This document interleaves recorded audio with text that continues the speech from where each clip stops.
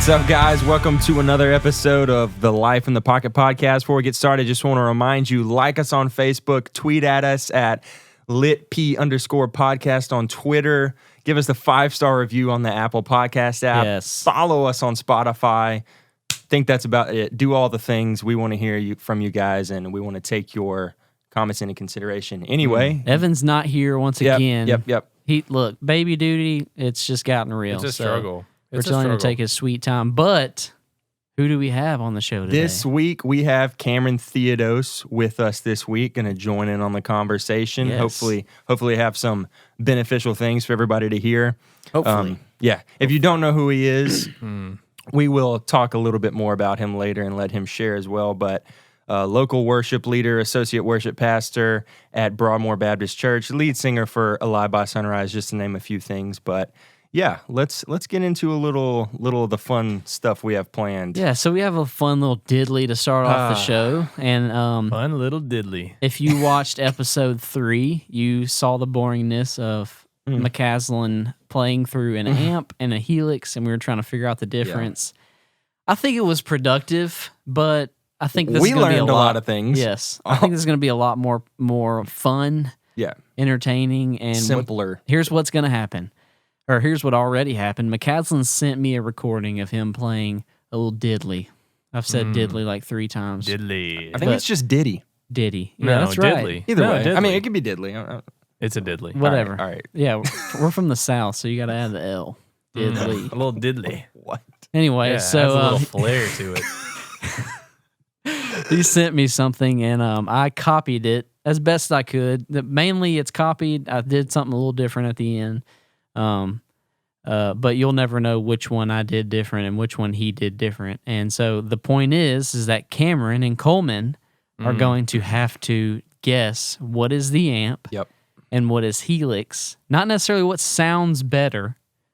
I'm going to say what I think sounds better. Yeah, but the main goal is to figure out, you have to decipher what is what in all this. So, because this is an extension of the question, can a Helix sound just like an amp or as good as an amp, basically? Before we get started, I just want to say when you said Cameron and Coleman, it brought me back to my childhood because my older brother's name is Cameron, and my parents would always say things in groupings like Cameron and Coleman, like go clean your room, or Cameron and Coleman, stop being idiots.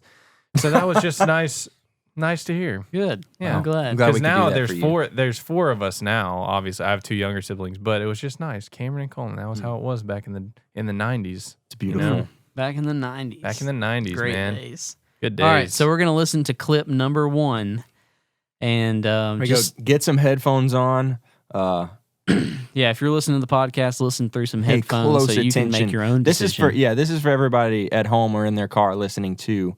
Can you tell the difference? Yes. That is the question. So listen. This is diddly number 1. Diddly number 1. Diddly number 1. Diddly number 1 is right here.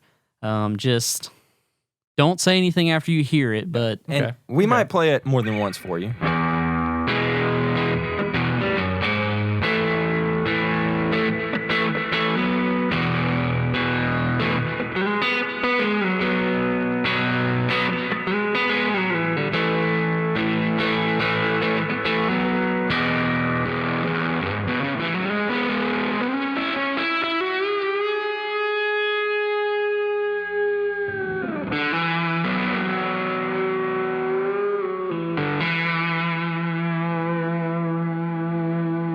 all right, let's quickly move into diddly with an L, number 2. Okay, so just hold your thoughts.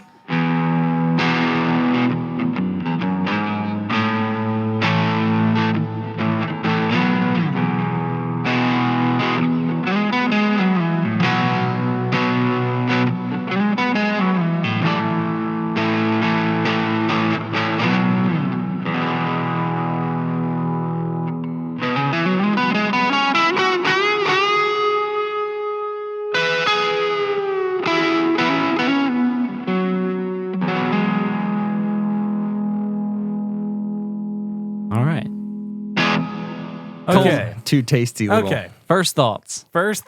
I think I know which is which. And it's really not because I notice a substantial difference in tone. It's because I have lots of experience playing with it. Well, I mean, I've played with Mash before. We knew it would come down to this. I've played with Mash before, but I've played with Hunter a lot more than Mash. So I knew my lick library was going to be to my demise. But I will say this. I will say, now I could be wrong. I mean, it's possible that I'm wrong, but I will say that I don't notice a ton of difference. I will say on the second diddly, there was, I don't even know the right word for it because I'm not a guitarist, but on the more aggressive pickings, there was more of a more of a like jump out and kind of bite. There was more bite to it. Bingo. There's the word. There's bite to it. But at the same time, the overall tone, I couldn't really say here's a difference between the two, if that makes sense. I mean, I can go ahead and say what I think. I'll say just from me, this is the first time I've heard them right now in the same place back to back.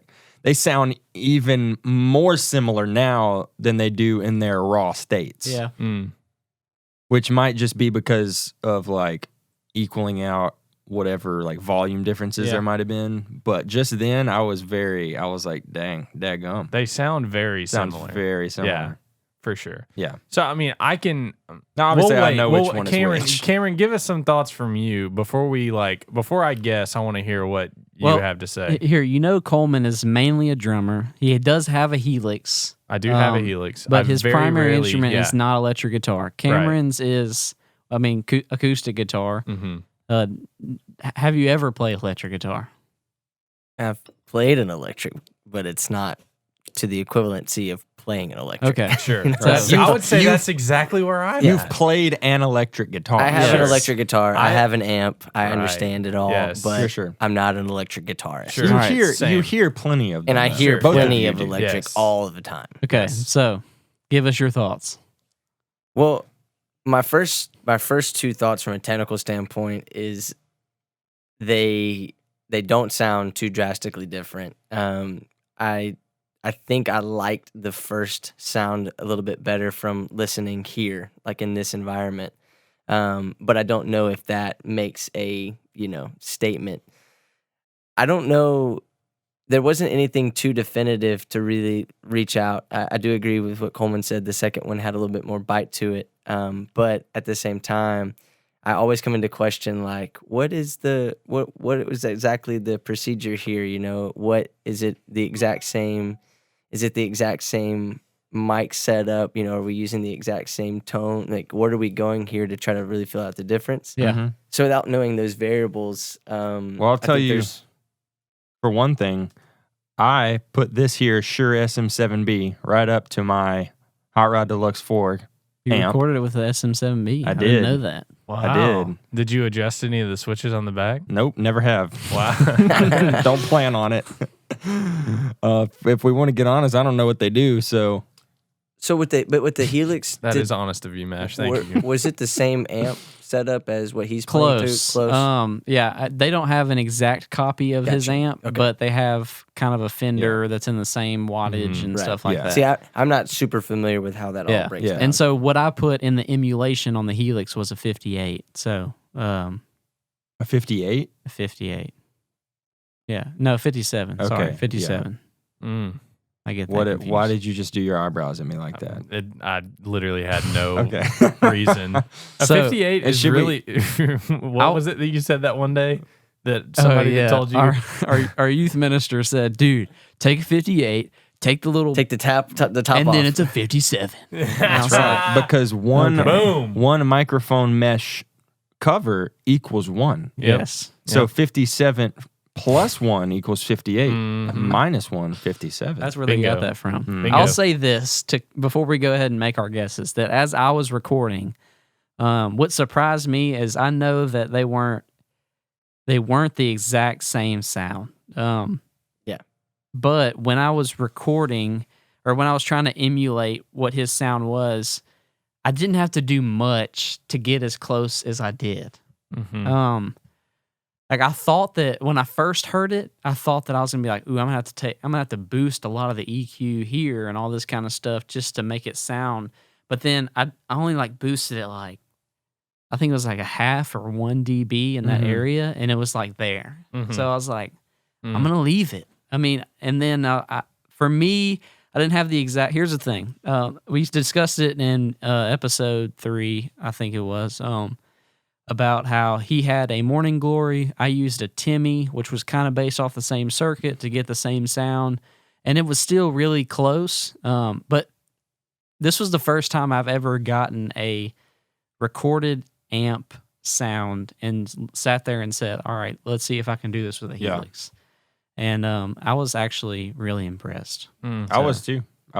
Sounded great. All right. Now, is there anything happening on those clips right now from like where they're sitting, like in terms of any like effects or anything? No. Okay.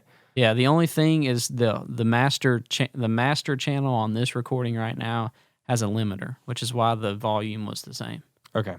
So Gotcha. Well, let's just. You want to hear them one more time? I can try.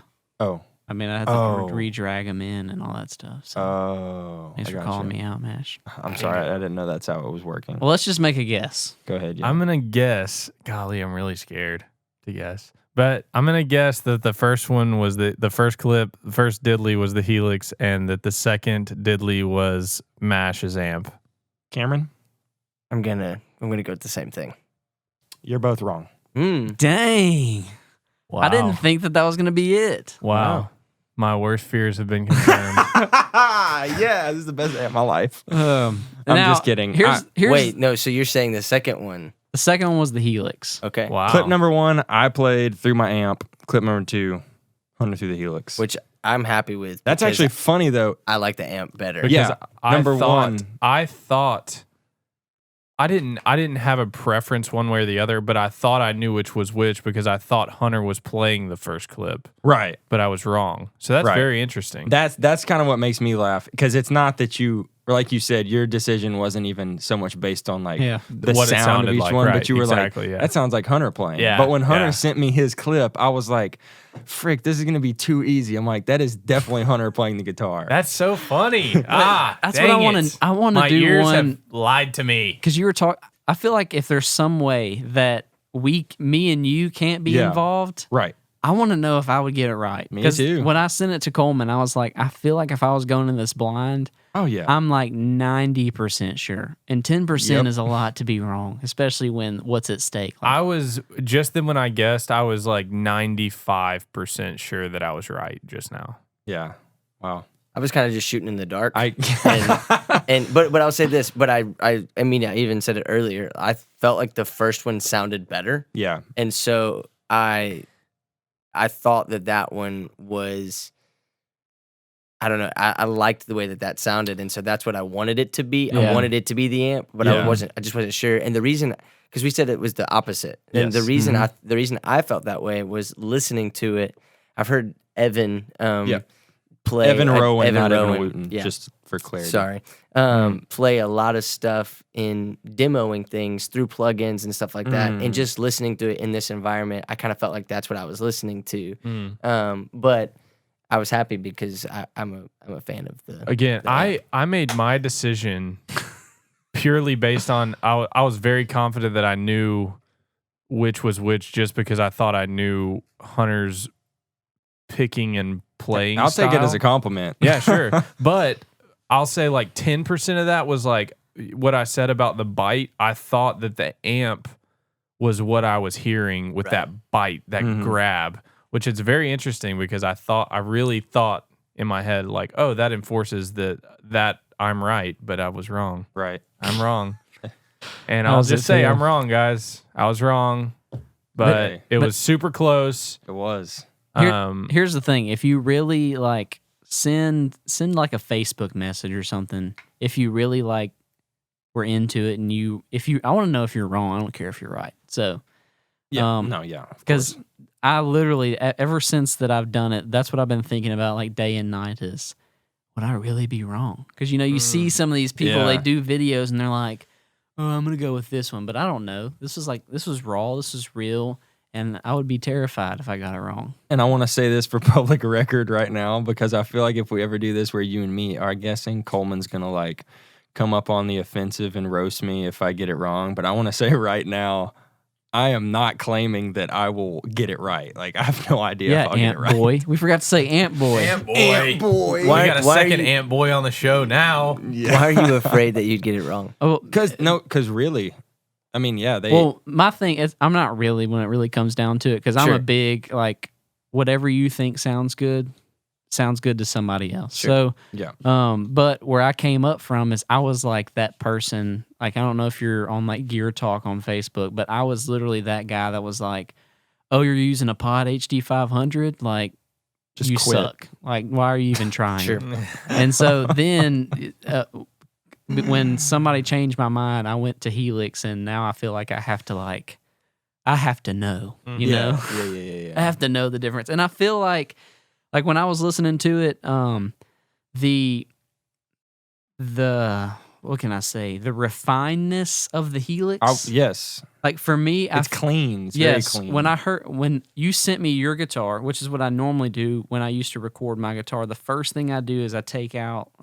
Let me look at it won't let me pull up an EQ, but I think it's like 5K or something like that. That's where guitars are at their harshest. Mm-hmm. So I do like just a small takeout there, and I feel like the Helix. When I was recording the Helix, I was having to give it more to balance yours out instead of taking away from yours. That's so. I would bet anything that is the frequency like range of that just whateverness that I was hearing. You know what I'm saying? Yeah. Like that, like real tinny, Yes, that's real what you're thinking. whatever sound. That's what I thought was coming from the amp. So that's another reason that really enforced that for me. To me, the pristine quality of the Helix is what is the major thing that I hear. Like, as good as the overdrive sounds and as real as it sounds, I mean, it's real. It's still overdrive. But to me, like, in my amp clip, I can just hear the nastiness. I don't know. Yeah. Like, it just sounds meaner to me. Like, Yeah. just a little growlier. But Cool. Well, that was fun, though. I think it was fun. I think we should do it again. I think we should put me and McCaslin Yes. to the test. Yeah. So, So moving right along, like we mentioned earlier, we've got Cameron here. And honestly, you know, my plan was only give a partial intro of him, but I think I kind of said most of everything that I'd even want to say. I mean, you didn't say that he was on American Idol. Oh. Ooh, the plot thickens. I forgot, yeah. I didn't talk about his qualifications or Yeah. I only talked about his current endeavors. Is it cool to talk about the new thing that might be a thing, or maybe not? Not yet. Okay. Ooh, We'll save Not it. yet. Stick Not around. We'll yet. save it. Yeah. Maybe in the next episode. Fun stuff coming. Yeah. Maybe not. But yeah, I guess I'll just reiterate. Cameron's the associate worship pastor at Broadmoor Baptist Church, specifically for the Doxa service, which is the contemporary service at Broadmoor, and lead singer for the band Alive by Sunrise. And yeah, we're just going to kind of hand it over to him for a little bit. We're still going to talk and interact, but we want him And to tell us how you got Yeah. started in music in general, like from the start. Where did it all start? It all started with a love for music and no talent at all. And so Been there. that was a real thing for me. And so that's one thing that I try to always tell people is that, you know, if you love music, it can definitely be learned. You know, it's not something that you have to. There are people that have God-given talent, and those people are just a lot of those people are like the just crazy wild. You hear them sing and you're like, man, that's incredible. And they obviously do tons of work to make themselves better, but some people just have it, just like athletes. But you know, singing and learning how to play an instrument, a lot of that is all muscle memory. And so just like being an athlete, you can train yourself to be better and to grow. So for me, I started out really loving music, but having no idea, no ability, not really understanding what playing music looked like. But just with a love of music, I always, you know, was that kid that pretended to sing in front of thousands of people. And in the backyard and all of that stuff. And I grew up on a farm, and so we had this barn that on the back side of the barn was this pretty like knee high to shoulder high grass, depending on how tall it got, before we cut it. And I used to stand on the back of the barn looking over out that pasture and pretending like that was just thousands of people. That's cool. Nice. With a baseball bat in my hand and singing Yes. along to the stereo that was blasting. And so that was my start. What were you blasting on the radio? Bro. What was on the radio back then? Take us back to the farm. So yeah, back to the farm. So this is like early 2000s. This is like elementary, middle school, that range. So we're talking like not what was popular. We're not looking at what was popular for the mainstream. We're going like Leonard Skinner, Oh, yes. AC/DC. What are you talking about, dude? That is popular. Well, yeah, no, but I'm saying for Poppin'. children, Yeah, That's popping. we're not. You weren't listening to the Wiggles. No, I was not listening to the Wiggles. No, Hot Potato, Wake Up Jeff, none of that. I have younger siblings Wake that Up did listen Jeff. to the Wiggles.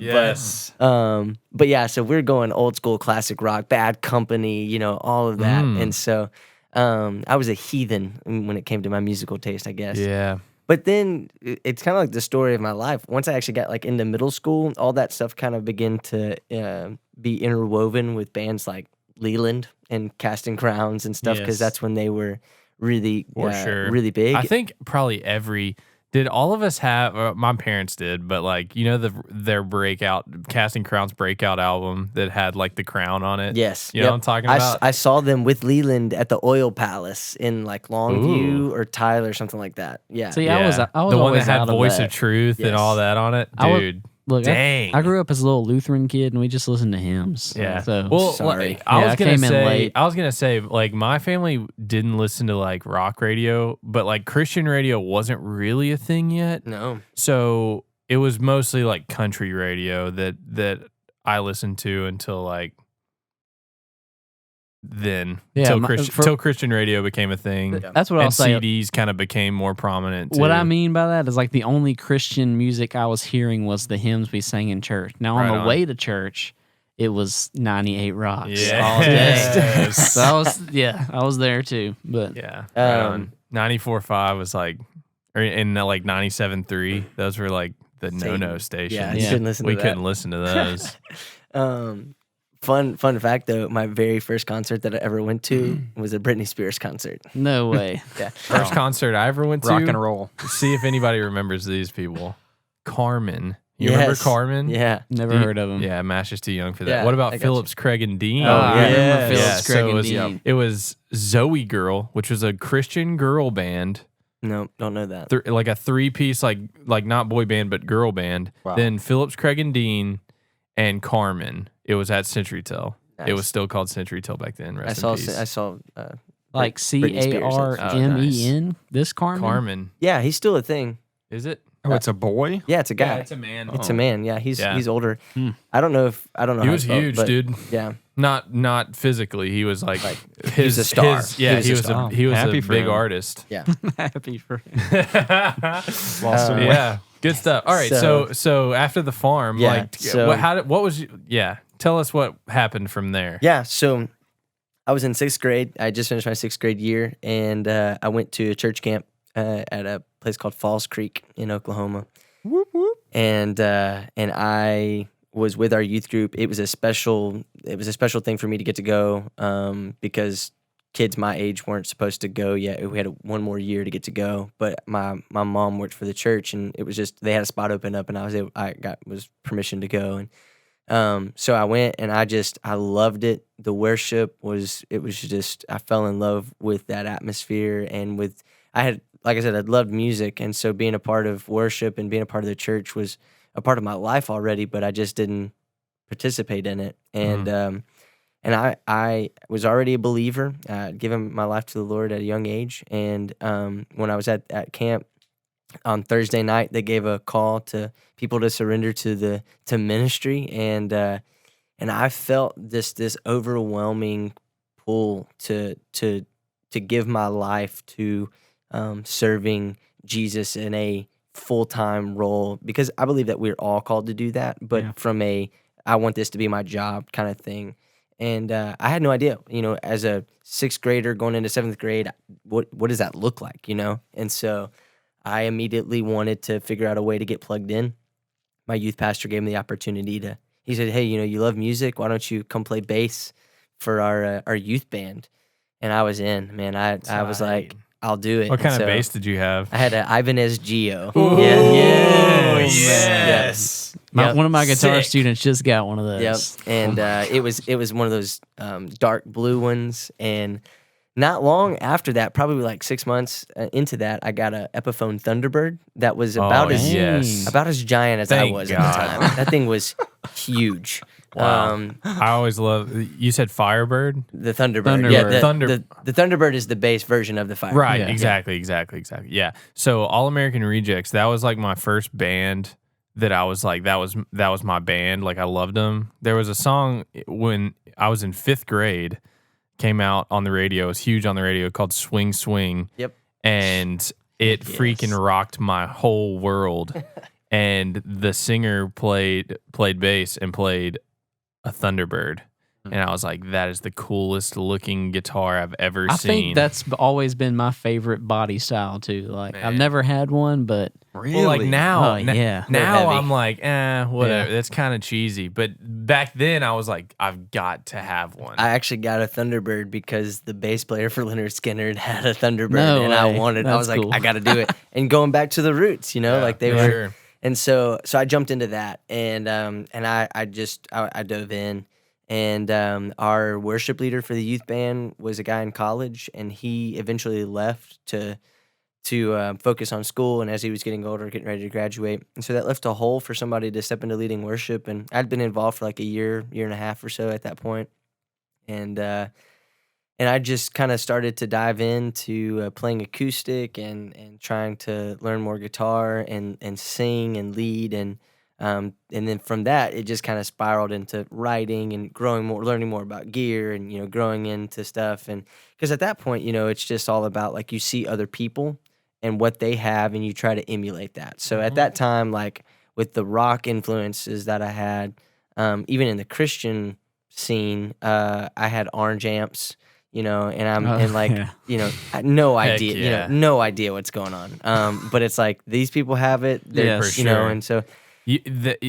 I even looked for like, I didn't even care if it was orange brand, but if it was orange, there were several companies that made orange amps that were just orange in color that looked just like orange. So I was like, they're cheaper. Like this has got to be the way to go. I never actually bought one, but that's what I thought. I spray painted mine. If I may just say something about what you're talking about is like, I feel like, because I did the stupid stuff too, when I went to try out for 318 Live, and then they were like, oh, just plug into the amp in the back, and I walked back there, and there's like this big orange amp head, and I was like, I need to get one of these. Yeah. Like, of course, there was no rational thought as to why. It was, these people play, and it sounds good, so I need it. Yeah. And totally. But I feel like that, instead of, I feel like some people, they just want to like learn the 4 chords and then be like, all right, I'm a worship leader. But the people that like go deeper and they're always trying to build and they're always trying to figure out, and they're always, because my first guitar, I kind of did it because I got kind of a discount, but it's a Kenny Wayne, I still have it. It's a Kenny Wayne Shepherd signature Stratocaster. And so that's much nicer than my guitar. Racing stripes. Yeah, it's got racing. Does it P-dub? Yes, it does P-dub. But do I get shamed for having car racing stripes on my guitar? No, I don't. But a lot of people would think that I would. Anyways, so I would definitely shame you for it. I feel like that overall, I see that in my guitar students, the ones that go and they research more and they come back to me and they're like, Hunter, what's an overdrive? And I was like, how do you know about that? We've never talked about it. And they're like, I just read something somewhere. Like that impresses me more than the kids that are just there to, because their mom wants them to be there and that kind of stuff. Yeah. And I think one thing too, back when I was learning, I'm 26, and so I'm not like overly old, but like back when I was really diving into music, the internet wasn't this hopping place for musical discussions. We still got, I mean, I know you still get them, but like we got catalogs, and we dove through those things. I went through those things and circled them, handed them back to my parents, and was like, hey, Christmas, you know? For sure, and stuff like that. So the ability to learn more is ever present, now, and so. And so even for people that are our age, like there's still so much that we can grow and check out and learn from, because that is ever present and more available to us now. Well, when you assumed the worship leader position in the youth ministry, what was it like? Like, start from there. Terrible. It was awful. It was awful. I was awful. I can honestly say, I mean, I look back to the people in my life. There were probably 3 or 4 people that kind of gave me the green light that said, keep doing this, keep going for it, because everyone else around me, whether they never came out and they're like, hey, you're just not good, but it was, you could tell. Yeah. But they wanted you to do other things, and they encouraged. I grew up in a family full of doctors, and so they wanted me to be a doctor, and that's understandable because that's a pretty comfortable and safe job. Like if you become a doctor, like you're gonna have a job. Heck yeah. And so if you're a musician, that's not always guaranteed. And so, very true. I get, and that's why we're all around this table on a Thursday, exactly in the middle of the day. We're just blessed, guys. Oh no, I just gave away our schedule. Maybe nobody heard it. No, yeah, because now we're gonna have people rushing the door. What I meant was on a Tuesday. Yeah, when this episode comes out. Exactly. We're doing this live. Somehow. The 5th Tuesday of every month is when you do this. We literally wake up at 1 o'clock in the morning just to have it ready for you, fresh. Wow, you're out the oven. Fresh out the oven. It's like that SpongeBob episode when Patrick wakes up at like 2 a.m. Oh boy, time for a Krabby Patty. It's 3 a.m. I was just guessing. I said, sorry, I just, sorry. How did you even know that? Oh boy, 3 a.m. That's how. He's a SpongeBob moving right fanatic, along. obviously. Anyway, so I really appreciate those people that did give me the green light and give me the encouragement to keep going, because it wasn't great, and the truth is that we had a youth group it was a small town. It was in Wascom, Texas, and so it was a small town. And so, we had a lot of people coming to our youth group, but a lot of it was just coming because that was the community, and that was basically it. But there was a change, like as we started to get better, and as we started to practice more, and that's actually where Alive by Sunrise started. Was as I got my feet wet and really started learning and getting better and developing.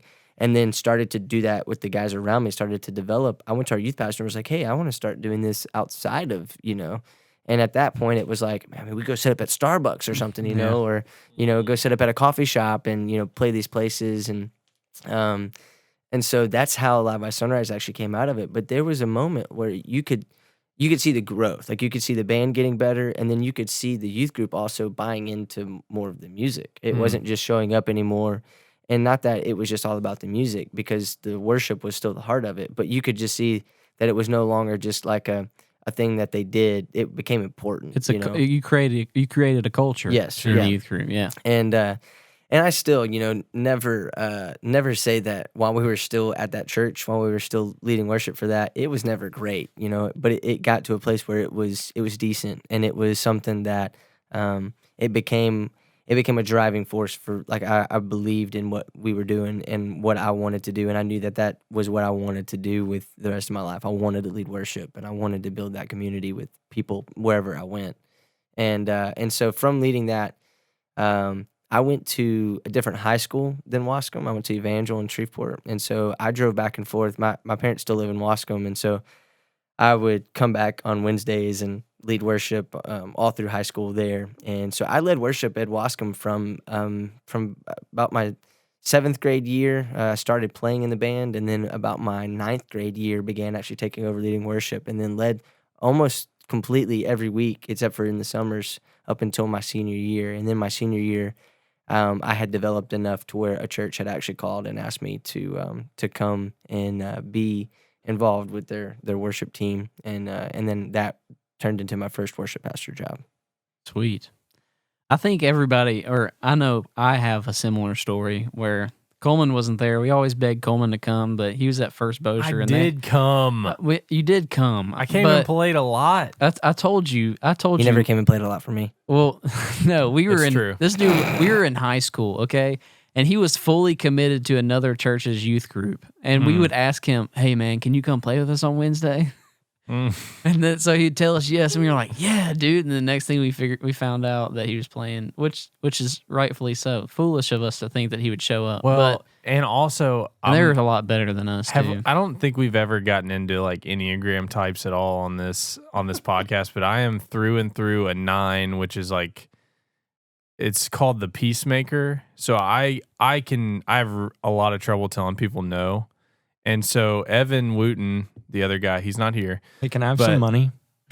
No, well, Mash, tell you no with on that Mash, one. with Mash is a different story. Oh, but yeah. It's just easy kidding. to tell him no. But Dang. so Evan is like my first friend. We talked about that the first episode, but we went to different high schools, obviously, and so they had started this worship band at another church in town, and I had just started kind of getting my feet wet playing drums at First Bossier. So they would always be like, "We need a drummer. Can you come and play?" And so I'd be like, "Yeah," but I didn't. It was kind of empty because I didn't really know if I could play, and I'm committed basically every week at First Bossier, but I would like do anything to like try and make it work, and then I'd have to go back. Don't do this, guys. If you're 9, don't do what I do. If you're 9 years old, just if you're a 9, don't do what I did. Like just let your yes be yes and your no be no. Don't. He's getting deep. Don't make empty promises because it gets me in trouble all the time. And now instead of doing that, if somebody texts me, and I know I've done this to Cameron, I know I've done it to Hunter. I don't know if I've ever done it to Mash, but they'll text me and ask me if I can play at something or if I can do something, and then I'll be like, "Oh, I wonder if I can do that." And I'll have this conversation with myself in my head and say, maybe I can make it work. I might have this that day, but I need to check on this. And there's all these things going through my head, and then I never respond. Crickets. And it's really awkward because then I'll forget about it.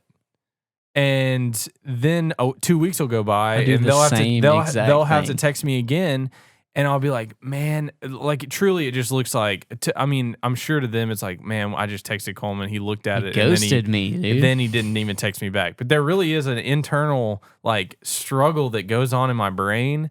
And I'm just saying, don't do what I do. Look, respond. If you don't know, just respond and say, "I don't know. Let me try and get back to you." But here's the thing. That's what I'm trying to do. I'm trying to be better, guys. Here's the thing. Trying to be better. We're still friends with Coleman, so it didn't ruin my relationship. And I think one thing is I'm the exact same way. So like when Coleman doesn't text me back, there's equally, if not more, amount of times where Coleman was like, "Hey man, you want to write something today?" And I looked at it and I was like, "Oh, maybe I can do that." And then it's like it completely slips your mind, and then it's like the next day and it's still there, and I'm like, "Yeah, oh, I forgot to do that." I'm not like that at all. Yeah. Maybe everybody can't be like you, Mash. Mash is perfect in every way. Anyways, what I wanted to say though, I don't know when I ever said that, but that's fine. I wanted to. I was just saying you're very perfect. Killing me. Let's fight. Let's fight right now. Can I talk about my story, please? Yes. Tell us your Okay, story. so we Hunter. get up there. I remember this is how we all got started. I don't know if I've told this story, but Jordan Wooten. Jordan is the head of the Wooten brother clan. You hear Evan, but you've never heard Jordan. Yeah, so he comes and he says, "Hunter," because we were going to start a band, and the only experience I had was like learning 4 chords on YouTube, and like once I learned those 4 chords, I was going to be the next great musician. It was gonna happen. All right, Definitely. Following the Tomlin model of success. exactly. Tomlin model. So, anyways, he's like, I got a gig for us. It's every week, but it's on Wednesday nights because we listen to a lot of like Mayday Parade, punk rock stuff. He goes, but we gotta play Christian music, and I was like, I guess it'll work. It'll help the band glue together, So, anyways, let's just do it. So we get up there, and I remember the first song we played was what's the song? 1,000 times I failed. From the Inside Out by Hillsong. Yes, that one. And what a staple. Completely ruined the solo. I was playing that electric guitar that I told you I bought, the Strat, through like a Fender Frontman. It's like the knockoff solid state version of a deluxe reverb. It was all so bad, and we got done, and I thought it went great, So we get done, and Landon, our youth pastor, takes us in the back and says, "Guys, that was garbage. And if you ever want to play here if you ever want to play here again, you're going to need to get a lot better than that. So we need to figure something out." Oh my goodness! And so at that moment, if you know you don't know Landon, but if you knew my youth pastor, that's just kind of like how he is. You might know him. Yeah, you might. You could. But if you might be Landon if you're listening to this.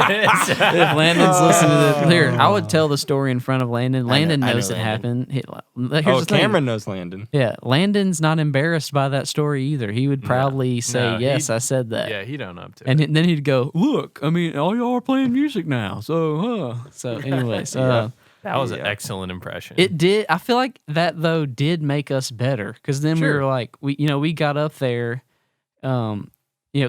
Cameron, I guess he was saying a lot of people, even though he felt like the vibe was not good, a lot of people were encouraging him, but it kind of gave us that reality of, oh crap, we actually need to get better at this. Sure. I mean, I think there, like you said earlier, there's a point for like that for all of us. Like for me, it was like I had been playing drums on my own for a long time, or like a couple of years at my house, and knew the basic rock beat.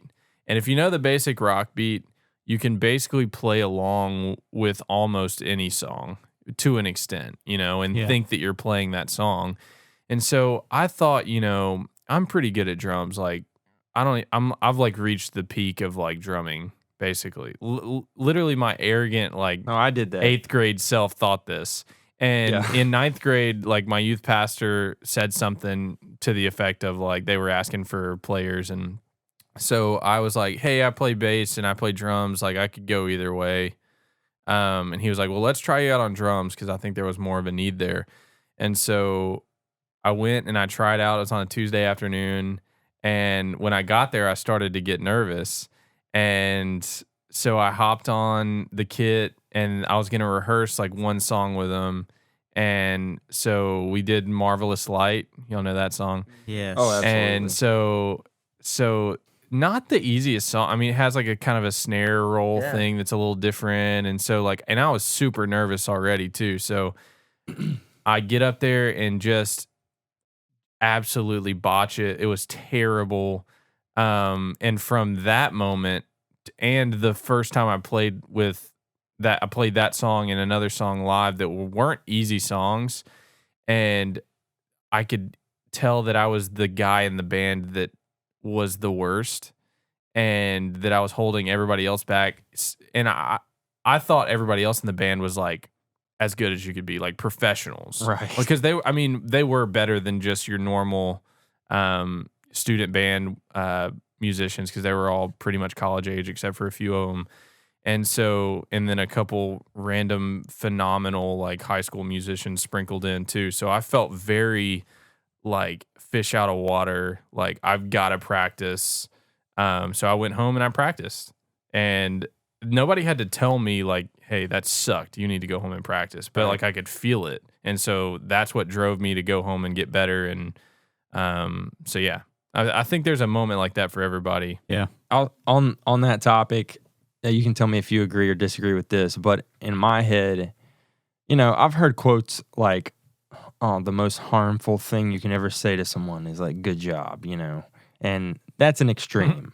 Yeah, sure. That's an extreme. Yeah. But I do think that there's a very fine line and an important balance of both. What are you laughing Sure, at? yeah. Nothing. I'm No, just I listening. agree. Okay. I agree. No, but there is... I agree with you. There is a situation where basically to someone who didn't necessarily do produce an objectively good musical product, you should praise them and encourage them because they did the best that they could do. But that doesn't mean you should ever tell them that they're great. as good as they can ever be. Sure. Because that will never be true. Absolutely. If you ever have the mindset of, "I've made it," which I say that because we've all thought we that. were. Well, Yeah. I have made it. Yeah. Okay, well, you're seeing it happen live right here. There's Hunter about to be has a made reckoning. Hunter has ascended. Yeah.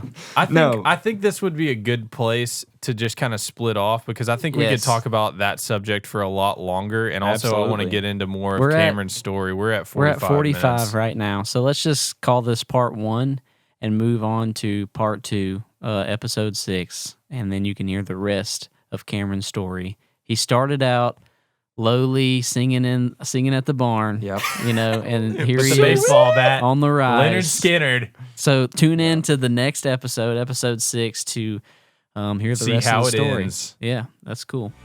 Sweet.